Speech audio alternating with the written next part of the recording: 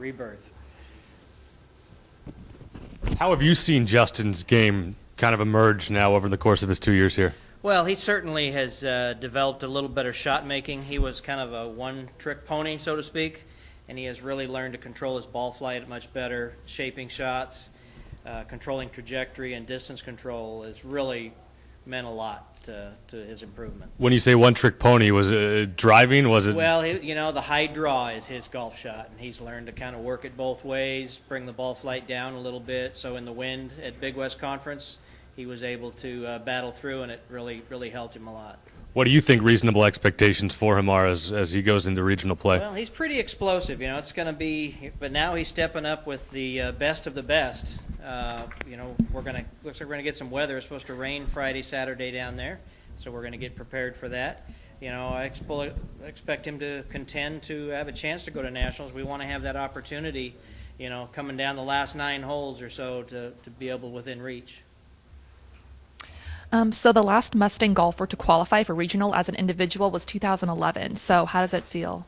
It's great to be back. Well, and honestly, that's what Justin was recruited here for, was to take Jeff Gonzalez's place. Last year he was freshman of the year in the Big West. This year he stepped up again, struggled a little bit early in the year, and really played really well in the middle. Kind of hit a little lull, and then certainly the last week, got it done. So it's great to be back. It's a lot of fun going to that next level, and we're looking forward to good things. Sounds like he's working a lot on his putting. Well, he's a very good putter. His short game is very strong.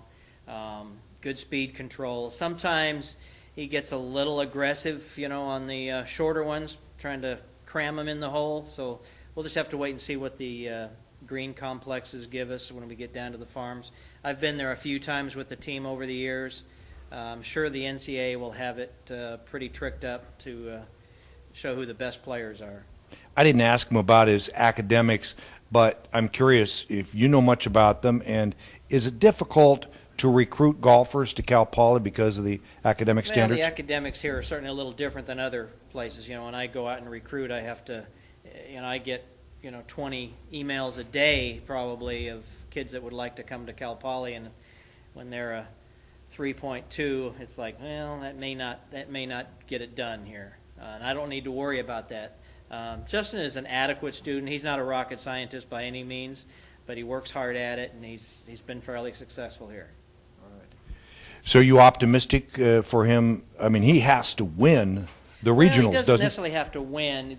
There's 13 teams and 10 individuals. They take 5 teams advance, so you take those 20 players out. And so basically he's competing against 9 other teams and 10 individuals. So 55 players-ish. So he's got to be the best out of those 55. And these teams represent what conferences? They're all over. There are teams from all over the country. The NCAA has 6 regionals, and they take the top 24, and they kind of go 1 through 6, 7, so the top 24 are pretty spread out. And then you get the automatic qualifiers and the other teams, and I think the number was 64. You had to be 64th ranked in the nation to get in as an at-large bid. So, and we have players from teams from all over. I think he's actually playing with, the individual he's playing is from Tennessee, and he's coming all the way out here. So it's... How do you think his play is going to fit at this particular course? Well, I think he's awfully long for a small stature guy. I mean, and he'll be able to probably hit 3-wood a lot, because he hits 3-wood 270, 280, and keep it in play. And at the farms, that's going to be really critical. There really isn't any out of bounds, but if you hit it off the fairway, it's in brush where you either can't find it or you're unplayable lie. Your option is probably to go back to the tee, because you won't be able to get relief with 2 club lengths and all the other things with the rules of golf. So key is going to be to keep it in play. He hits it far enough. He hits pitching wedge 150 yards. So, a 400-yard hole, it's 3-wood pitching wedge.